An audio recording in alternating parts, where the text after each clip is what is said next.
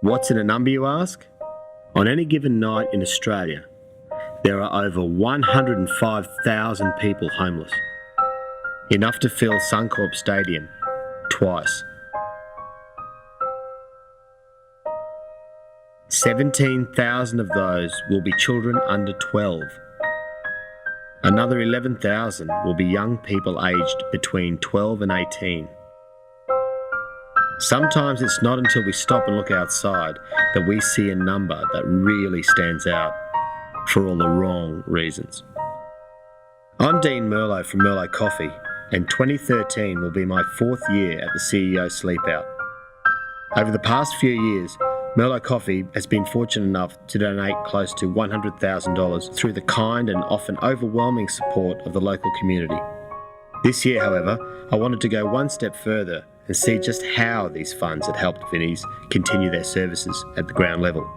The team at the Vinnie's State Office had organised some time for me to visit a few of the services around South East Queensland.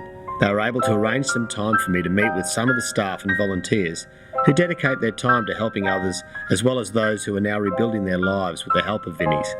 The first stop was a service called Hope House in Brisbane. I learned when I arrived that this was a very unique opportunity, as men were not usually permitted. I realised this visit needed to be approached with great sensitivity, as I learned that many of the women who live here were still rebuilding their lives, often due to domestic violence. Hope House is a safe and secure environment for women and children to live in. It gives them a little bit of time to work on their strengths, abilities and needs. All the tenants need to set their own goals. It's got characteristics of strength-based approach. To be honest, when I walked through the door, I actually thought, what more I could do. These are real people, and you can't come here and not take that in and be changed by that. And I've met a couple of the women, and each one has a story, and some of those stories are not great. It started when I just had my baby, and I was in a hospital, and I was supposed to go back to my own place, and my landlord didn't want me to stay there because I didn't have a job and I couldn't work at the time. I think that my landlord worried about if I couldn't pay the rent. If I couldn't look after myself, I think I probably will find somebody to take my baby, because if I cannot find a place to live, and it's not good for her to stay with me. I feel safe here, and personally I don't think I'm ready to live yet. I cannot live here forever. The women allow me into their lives, even though they've been abused or traumatised, which is quite a privilege for me. There's only 11 rooms, in one residence. It's not like 200 rooms, there's 11. And I'm thinking, if they're full, where do you go? And when you throw a small child into the mix, it certainly escalates in terms of how much trouble you can be in. We've all got people, in our family that are in trouble at some stage, and you like to think that there's an option for them out there. And I think the word safe keeps coming up, and I think that's a key word. Everyone wants to feel safe in life, and I think Hope House can do that for a lot of women. After a somewhat confronting visit to Hope House, my next stop was the Inala Family Support Centre. In an area with a long history of welfare, I was welcomed by an amazing team of volunteers and staff who are working together on a local level to combat many of the issues that lead to homelessness. Well, what happened was Inala couldn't deal with all the home visits that were being asked for. Yep.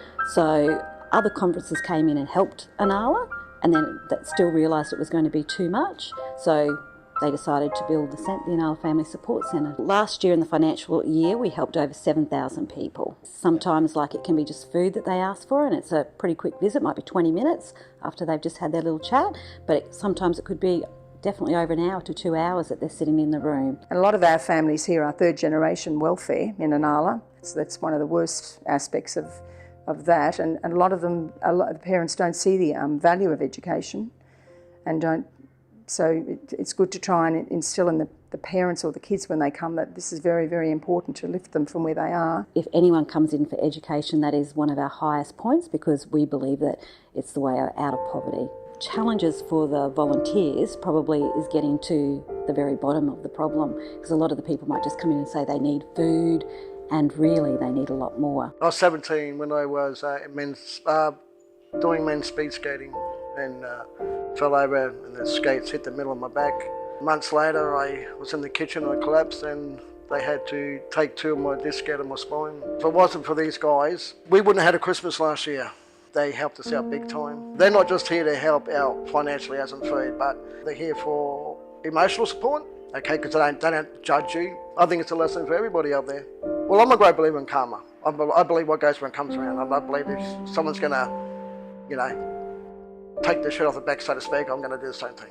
We're not all getting $5,000-6,000 a week, where you don't have to worry about where the milk or the bread's coming from, or school fees. You don't have to worry about that. I do, and I'm just not one. I'm one of many millions. I think the hardest thing in life is to ask a favour. I mean, I have trouble with that, and I'm sure that lots of those CEOs up there don't like asking people for favours. But when you've got hungry kids at home and you've got no other options, you've got to ask for help. And isn't it nice to think that you can go somewhere and ask for help and not be judged, and speak to someone who's warm and will care, I found out later that quite often, when Pablo has some extra money or food in the house, he actually donates it back to the centre. Here's a guy with very little material wealth, yet so rich with kindness and love for his kids that he wanted to set that kind of example for them. My last visit was to a service called Families Back on Track, located at the Gold Coast. I was really interested to see this relatively new and modern facility and hear about the types of support that they offer families to get back on their feet. So Families Back on Track is for single parent families with children. There's 27 units, 2 of those are disability units, so they're single story units. So they can come to us and stay for anywhere from 3 months to 12 months. So during that time, Desley and I will work with them to overcome the barriers that have caused their homelessness. A lot of them come from situations of domestic violence or drug and alcohol abuse, significant debt. The primary objective would be to assist families to overcome their difficulties and the issues that they're currently going through, the hardships that they face, showing them that there is another way, there is another life that they can live, teaching them better coping strategies and enabling them, I guess, to be independent and contributing members of society. When I first come here 6 months ago, I left a domestic violence relationship.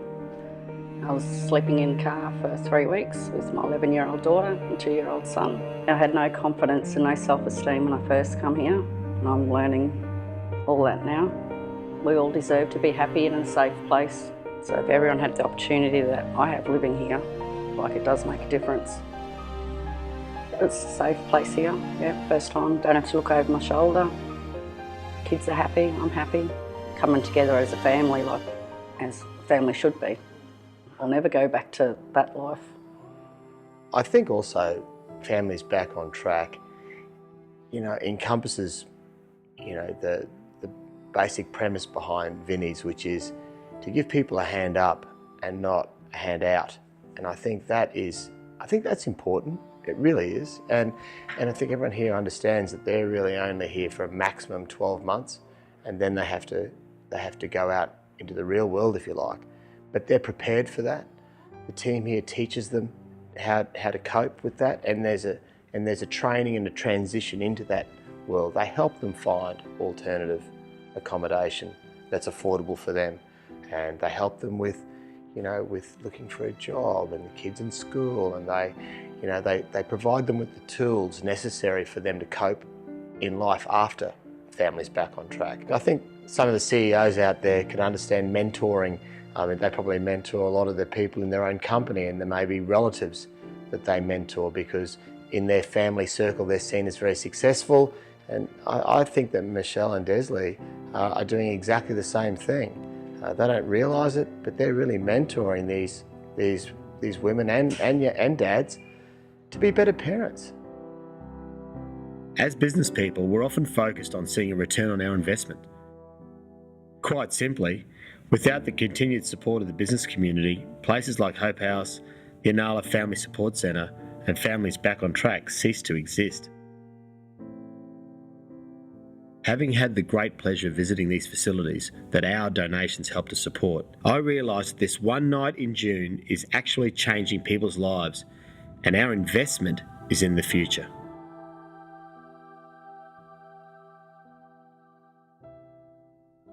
What's in a number, you ask? I met only 3 of the 300,000 Queenslanders that Vinnie's assisted last year. This is why the CEO Sleep Out remains such an important date on the calendar, and why we as a community need to continue to support Vinnie's.